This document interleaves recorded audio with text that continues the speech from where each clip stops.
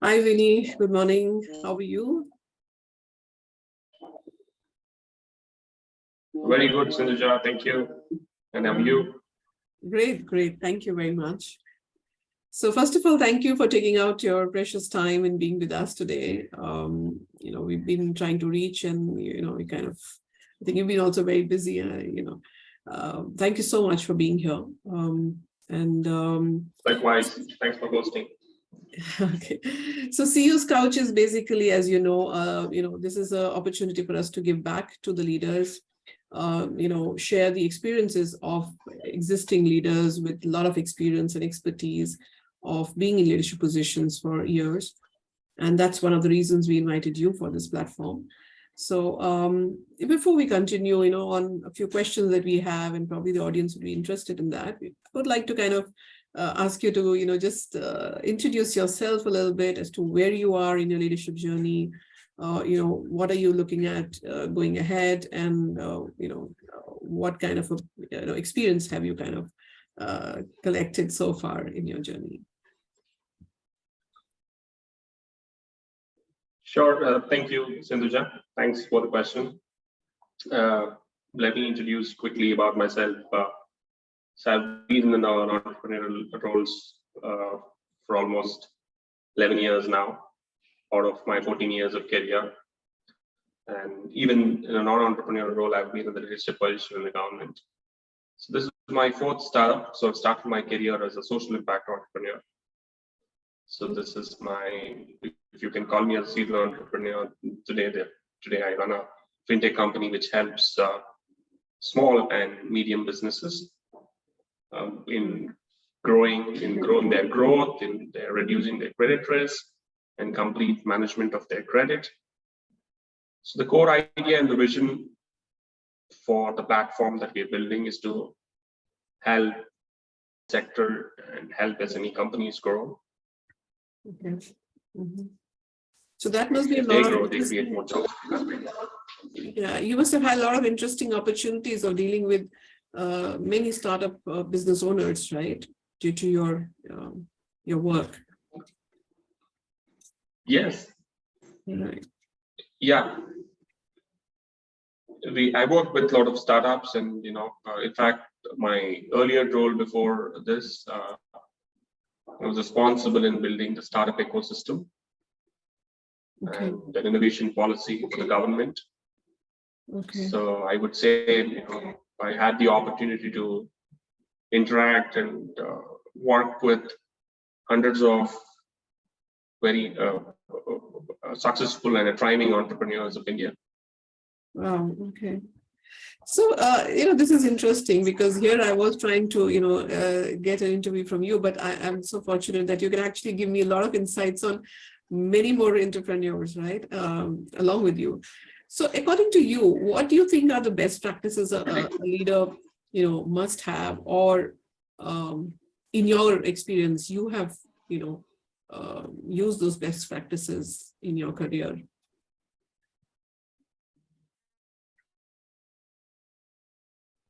Yeah, I think, fundamentally, they're based on what you're building, based upon where you are, based on the kind of markets, it keeps changing in terms of the way you operate your business. But as a personality, as a leadership personality, two key things are important is that you must know your teams are important, because teams are the ones that make you grow.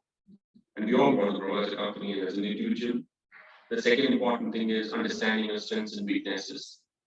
If these two things are sort of taken care of as a leadership personality, then automatically you should be able to focus on how to build and what to build. But I think the challenge today that I see with many entrepreneurs, they have to do a lot of crisis management, which eats and takes away their mind space, which can be otherwise spent for progressive growth and building a sustainable businesses. So I think key things are about understanding your strengths and weaknesses as a leader. Second, the importance of building teams. Absolutely. I think I couldn't agree more with you, because these are two two main, in fact, verticals of our program as well. Become the leader your team can die for, which is our coaching program. And we address these two as well in the same, program. And I completely believe what you're saying, because I think if these things are handled and they know what to do with it, many crisis situations can be even averted, right? They won't probably need to get into those spaces which are not so comfortable. Yeah. So, okay. That's a very interesting point, actually, what you brought up. So, according to you, as a leader, what have been your important lessons that you would want to share with the world in your journey as a leader? Yeah, the lessons. There are many. I mean, the list can go on and on. But sure. If I have to keep it short and maybe talk about one of those top of the mind things, I think one of the key things that I have learned is about you can never underestimate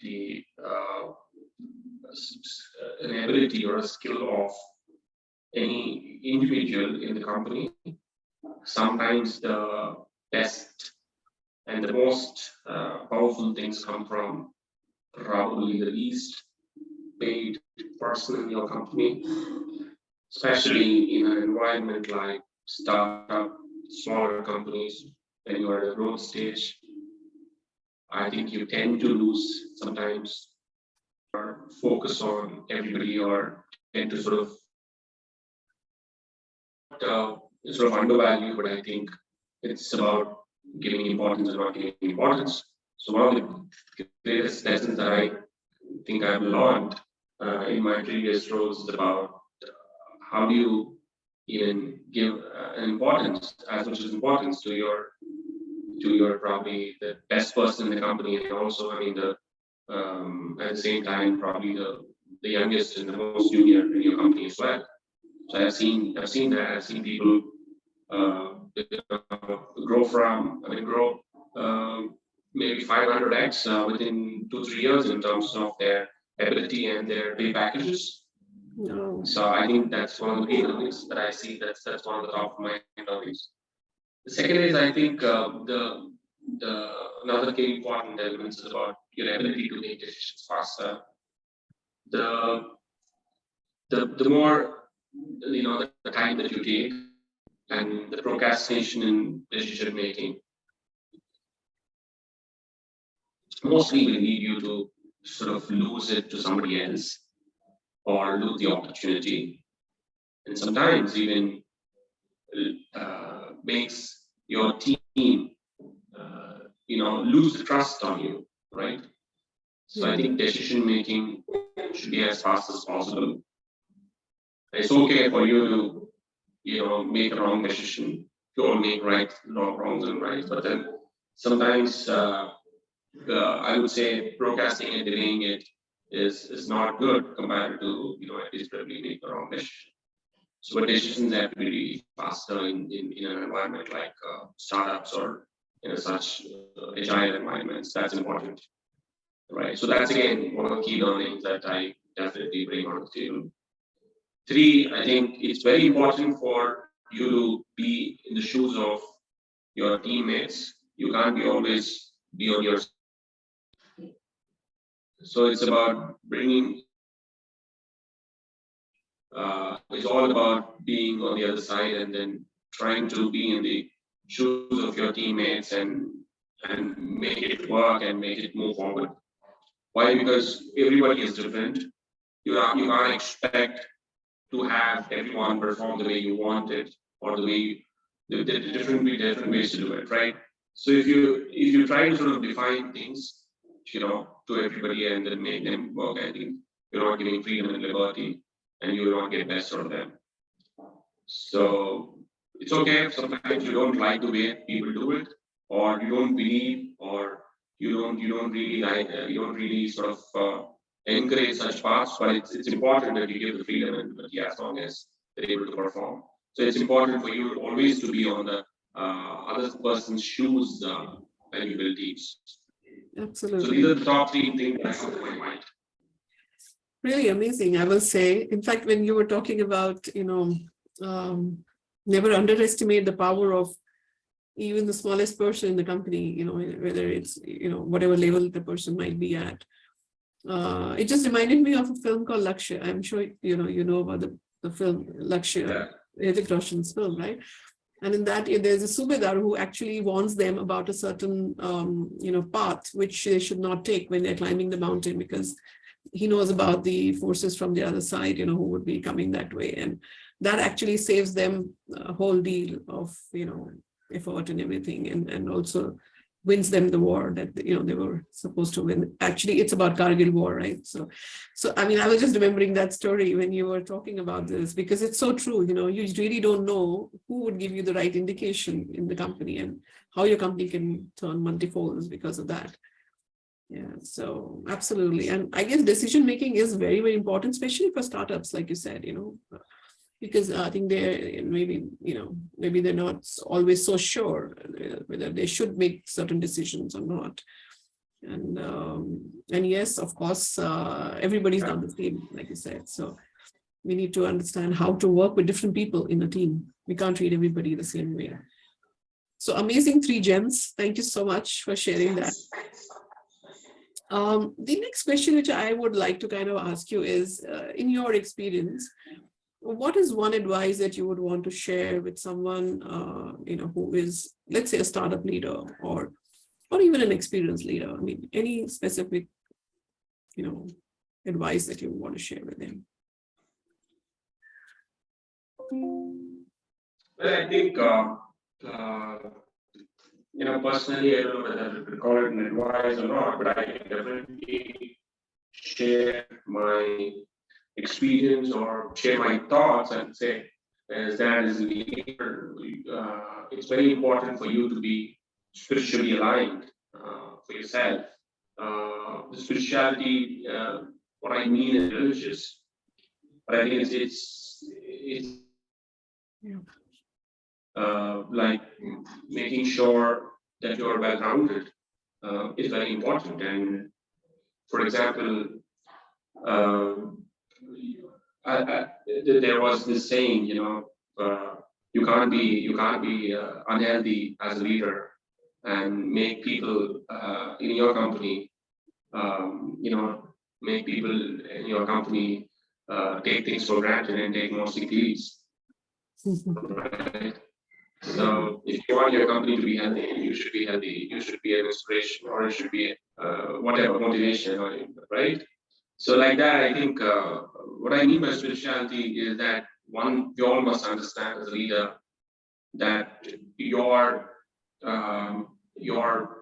lifestyle or your existence is much more important than anybody else in the company. Why? Because your fault or sickness or whatever you not create a lot of problems for everybody in the company, right? So therefore, you are not just, as a leader, you are not just living for yourself. I think you are probably larger than your life, right, as a leader. So one must understand that. If you understand that your life is larger than what you think, then I think it's important that most important elements, that 3 dimensions I call, your mind and your body and the time that you spend, that all these 3 dimensions should be well taken care of. Because these 3 things drive all of us personally and professionally. So I think my thoughts around these, which probably other people can also think through and probably apply in their lives, is about how do you make sure that you feed your mind and body with right things, and how you keep respecting your time. So I think these 3 dimensions are quite a key elements. And then, for the fact that when you're a leader, directly or indirectly, you are solving the society, right? And then you should when you keep on the focus, the spiritual angle is quite an important element. So different people have different ways of sort of, being spiritual. Some have religious and some have different, but I think fundamentally one must understand your role is not smaller. You're playing a larger than life. And sometimes your body and mind may not just belong to you, it belong to people who probably dependent on you, or who are working with your mission, or who are believing in your mission, or who are sharing your vision and all of that. So you just need to be, very, very cautious about it, right? All of us know for the fact that one-man armies do not exist in real life, right? You can't achieve anything. You can't achieve anything by your own. If somebody says, that as a one-man army they achieve anything, definitely there may be a, what do you call, ignorant about the fact that support them in seat. So without teams and without, you're not going to go anywhere. So therefore, you as an individual, for the fact you are your existence, mind, body, all of that, I think is just doesn't belong to you. It's everybody, because they're all supporting you, they're all trying you, taking your mission and vision forward.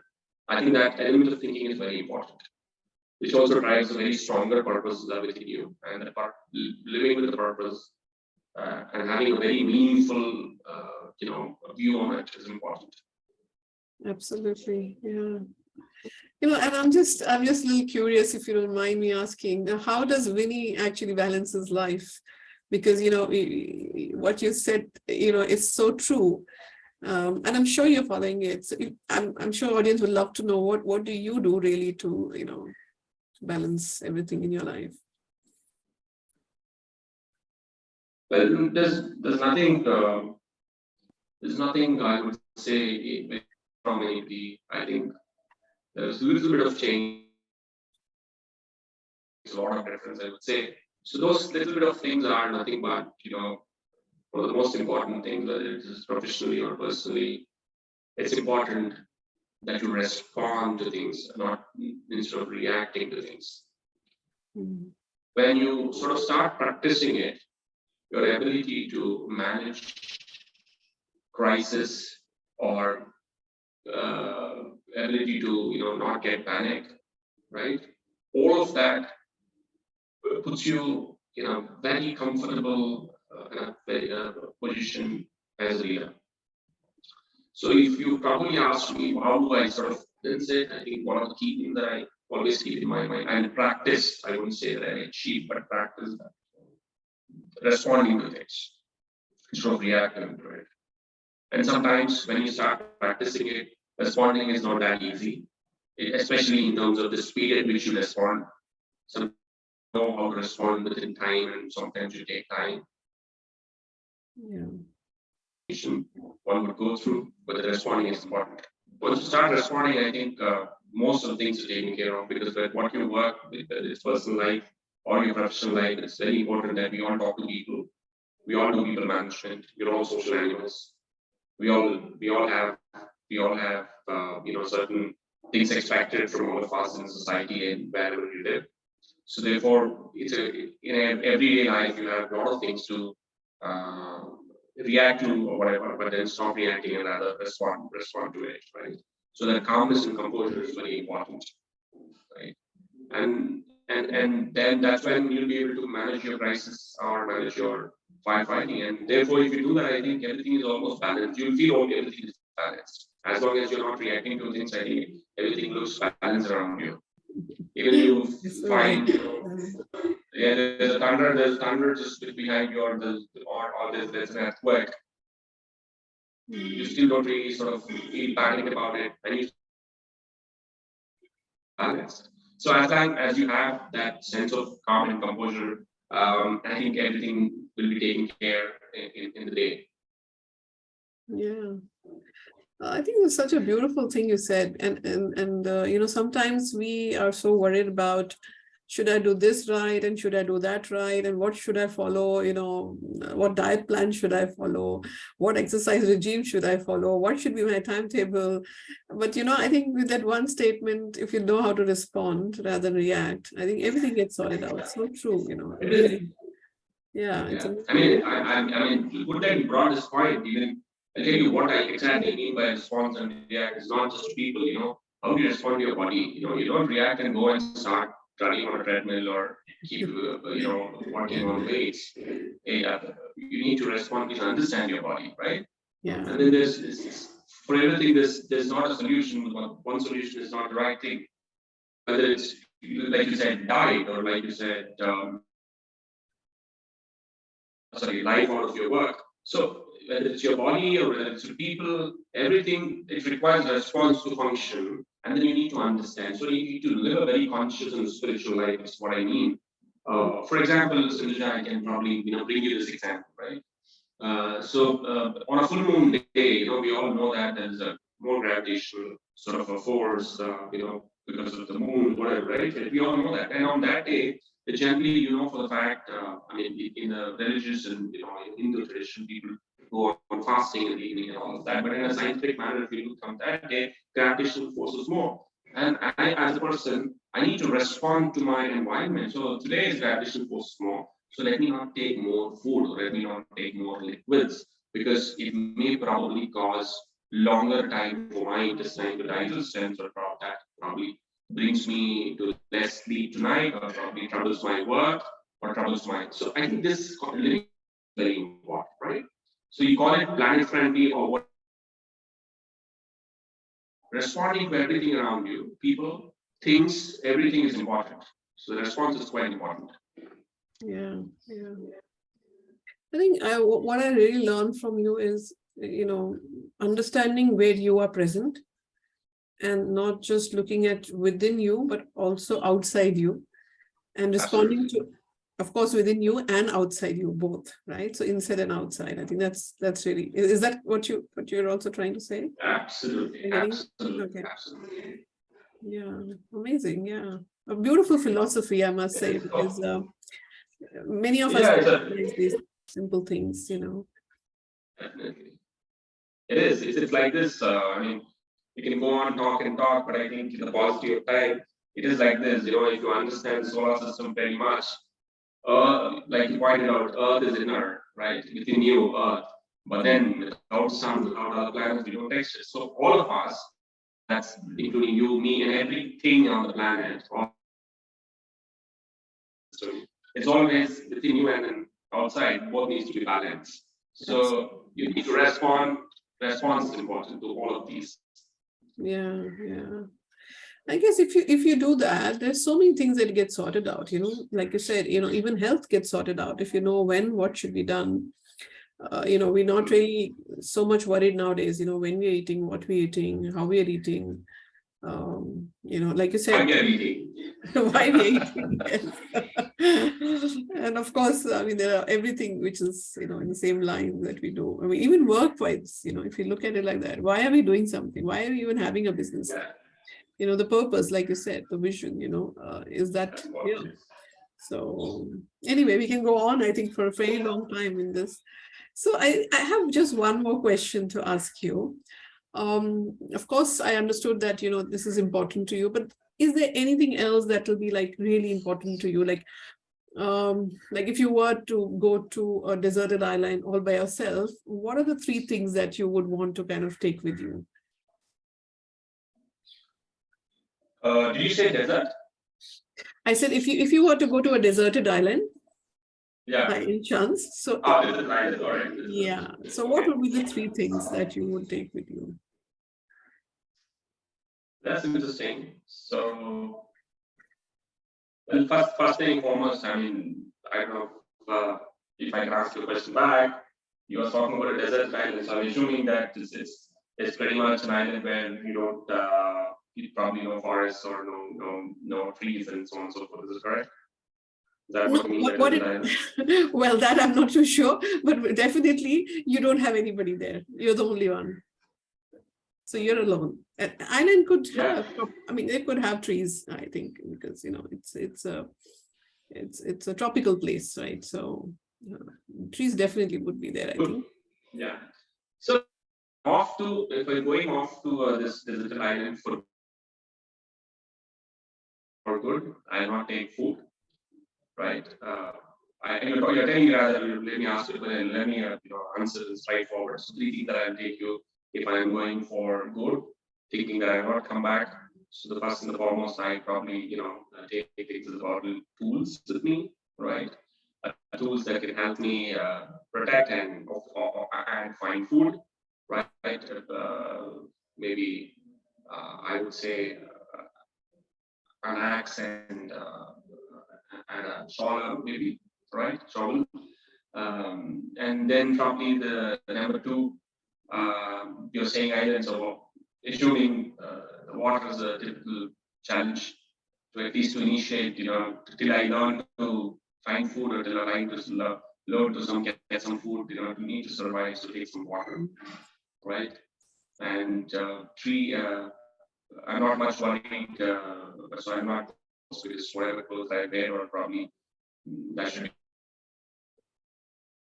be, I'll take would probably, again, as thinking that as I get used to it, I think number three I'll take is about some protective, gear, where it'll help you to, sort of run, or fall, or like a basic medical gear, right? Like a medical health protective gear sort of thing. So these are the three things that I would, if I'm going for good. If I am just accidentally landed up there, or I know that I want to come back, then I probably take a compass. Then I take a what do you call the whistle, and the third one that probably I'll carry is food. Okay. You know what is interesting, Winny, is that many times when I ask this question, the first thing people say is Wi-Fi. And what I noticed with you is that, you went really back to the basics, and such an amazing thing to hear from you, because, and also it shows how you think, you're so humble and so grounded, and so probably you're just looking at the basics of life, to survive, really, and that's so true, because if you can't survive, what will the Wi-Fi really do much? I mean, and I mean, it's difficult to really get a network, even if you have a, a Wi-Fi over there, right? So, but yeah, it just brings out your personality, I think, with what you answered, and also with all that you have just shared with us. My understanding of you is that you're a very kind of evolved leader, and you know exactly what a company should be like and what an entrepreneur should be like. So thank you so much for sharing such amazing insights, and it was a pleasure really chatting with you and getting to know you and about your journey as well. So is there anything else you'd like to share? Anything else you would want to kind of share as well before we close on? I think we're good. Thank you for hosting. We can always sort of try probably another time to talk more. Sure. Allowing me to sort of open up on my thoughts. Sure, Winny. Thank you so much. Thanks for your time. And we look forward to connecting again with you. Pleasure. Thank you. Bye. Hey, so thank you for watching this video, and I'm really excited. I have a special gift for you today. So whether you are a CEO who's just taken up a new role, or you've been a CEO for a long time, whichever one this is for you, as a CEO, it's a very adventurous life we live, right? And there are always times when we get stressed out, or we are burnt out, and we just can't figure out a way to get out of it. Sometimes we are also so stressed that we really wish we had 40 hours out of 24 hours to do all that we want to do, all that our business and our life really wants us to do. Maybe you're struggling between balancing your career, your relationships, and yourself. Or maybe you are just trying to find a way to get your business to the next level, right? Scale it up in the next couple of years, but you really don't know how you're going to end up doing it all by yourself. You just may be looking for a little support for that. So what I'm really here to offer you is a 60-minute complimentary coaching session specifically designed for you. It's called the CEO Breakthrough Session. Right? A CEO Mastery Breakthrough Session, especially designed for you. So this is going to be a 60-minute session. In this session, we're going to do three things. The first thing that we're really going to do is to find a crystal clear vision of what you really want in your life, in your business, in your career, in your relationships, or for yourself. The second thing that we're going to do is figure out what is it that has been stopping you to reach there so long as till now. And the third is we will create a blueprint, a game plan of how you can reach there step by step in a much shorter, much easier manner. And at the end of it, if you think that you want to continue and do this work all by yourself, absolutely go ahead and do it. We're not really here to sell you anything. This is not a sales session. Oh, but if you really decide that you want to, get a little support from me, you want something from my side where I can help you, work along with you as your partner to ensure that you reach there in a much quicker manner, I would be happy to share with you how that works as well. But if you don't, it's perfectly fine also. Yeah. So my suggestion is do not miss this opportunity, because we've just taken out a couple of slots this month for this special session, and just a few, people can actually block those timings. So there are few slots actually available. So don't miss it for any wrong reason. You can block it by just clicking on the button below this video, and we get connected on Calendly, and you can block a time that works for you as well as for me. And we get on that session and get you where you want to be, right? So I look forward to hearing from you soon. Yeah, take care. Bye.